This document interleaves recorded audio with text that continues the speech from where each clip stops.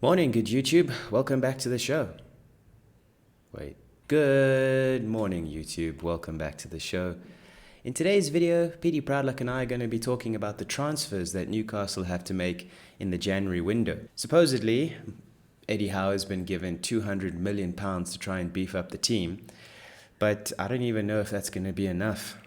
Technically, we probably need to strengthen every single area apart from goalkeeper. We need a new centre back. We need a midfielder to replace John Joe Shelvey, who's clearly just given up. We need a striker to substitute for Callum Wilson if he ever gets injured, because in all honesty, Newcastle fans, Newcastle are a Callum Wilson injury away from probably going down. It's going to be interesting to see what happens in January, to see what players Eddie Howe manages to bring in. But I'm excited. I'm still excited to see even who the first signing will be. Even if it's no one special, I'm just excited to see a new player come into the club. If you like this video, please like, share, and subscribe and all those good things. And yeah, enjoy the video.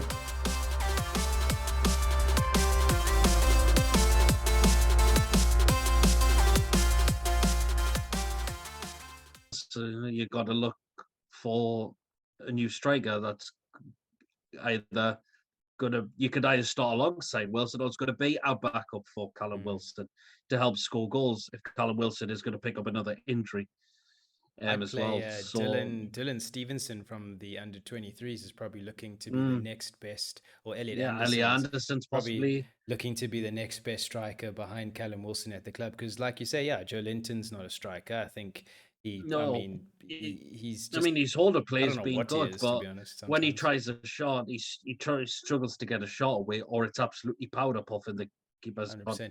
It reminds me of when we had Luke de Jong and he was all marshmallow. Yeah, and he really struggled in the season. He was and there you are. So, so I asked you, okay, where do we need to strengthen? And you've literally named pretty much every position. It's nearly the whole of the squad. I mean, the centre backs, a centre midfield up front. 100%. I mean, look, I think Dubravka will come back into goal eventually. I think he will come back soon. I think Eddie Howe will, realize, okay, I have to make a change here. Dubravka is clearly the better goalkeeper. I know Darlow did have a good end to the season last season, so fair enough.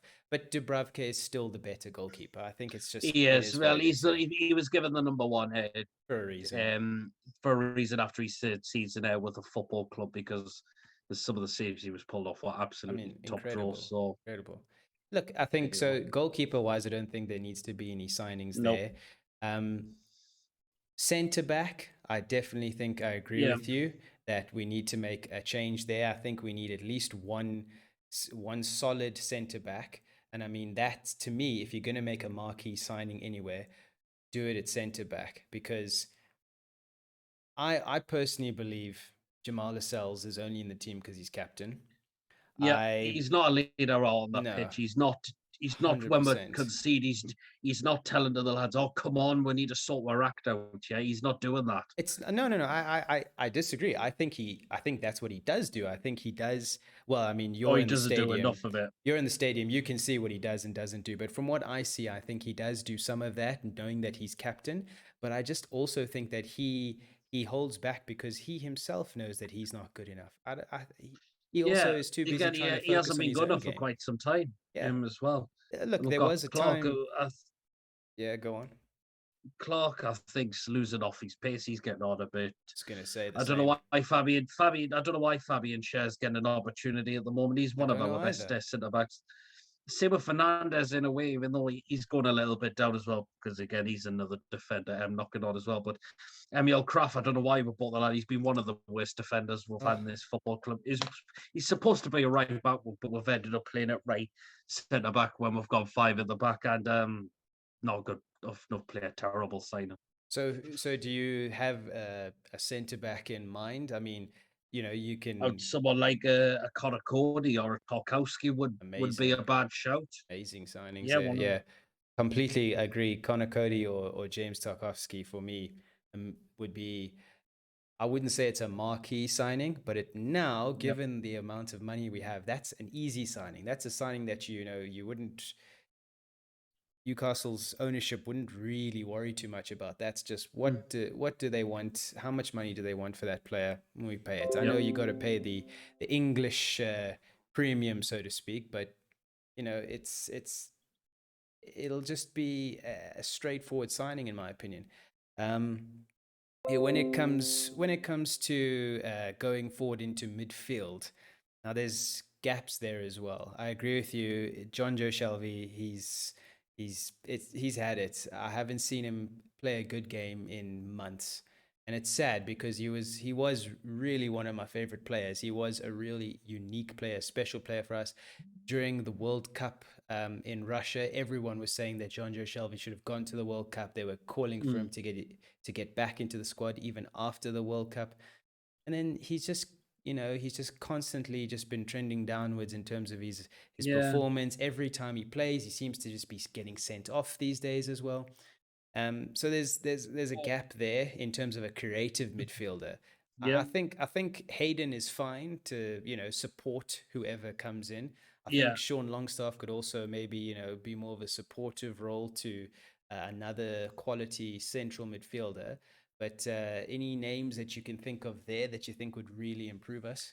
Someone like a Ward-Prowse would be a bad option, but again, he's just signed a new contract at Well, does that matter? That's the thing. But again, money talks now these days. How much is the contract? I'll buy it. It doesn't matter. True, but yeah, someone like him, another decent creative midfielder who can know where to pick a good passer, who can work on set pieces, as well. So someone like that. Top one, yeah, for sure. And then up front, obviously, we need someone else to support Callum Wilson. I still think, even with the new regime, Callum Wilson is a top quality striker. But, do we now go do something like what Manchester City do? Do we try and pull someone from abroad? Or is there someone in the Premier League that you think, that's the signing to make now to give Wilson the support they need? Yeah. A lot of our families said they were like a player like Raul Jimenez, who's doing a wonders, who's doing absolutely brilliant at Wolves. So, yeah, it could go for a striker who's Premier League, but again, they could be looking at the options from other clubs abroad. So, as well. So it's going to be that's a tough one to call. It is a tough one to call. But we do need someone as a backup for Callum Wilson massively. We really need to. 100%. Like you say, most other fans and most of my friends, when I have chats to them about football, they always say Newcastle are Callum Wilson injury away from having a really bad run. Oh yeah, you can't keep him fit for a full season. I mean, he got injured again just after the third game this season after Southampton, and he was out for 6 weeks. Last season, he suffered a hamstring injury at the beginning of 2021, and he was out for again 6 to 8 weeks. So again, would you have? But a little bit off topic, but not really. Would you have signed Andy Carroll on for another season? No, I think his time was coming to an end in terms of Premier League level. You could tell he didn't have the pace as a Geordie previously, and I think a lot of the previous injuries massively caught up with him. No, for sure. It was he unfortunately, the injuries ruined his career in many ways. But as I remember watching him when he first burst onto the scene, when we came up from the Championship that first season, I remember that's 6-0 against Aston Villa where he scored a hat-trick. And I mean, that was when I thought this guy is going to be incredible. It really hurt me when he went to Liverpool, and it was so hurtful at the time. And then when he came back, I thought, okay, what type of Andy Carroll are we getting back here? We're getting back the post, the Liverpool Andy Carroll, or we're getting back the damaged goods. And I prayed that it would be the former Andy Carroll, but it just ended up being the latter, which he just wasn't good enough. Yeah. And he didn't look comfortable. West Ham decided to release him his last season there, because he could tell the Premier League he couldn't catch up with the Premier League in terms of pace now. He doesn't seem to have caught up with any league. I don't think he's actually signed. No, I think he's still a free agent at the moment. So. Yeah, I'm trying to sign him on Football Manager for Gateshead. I don't think he wants to join Gateshead.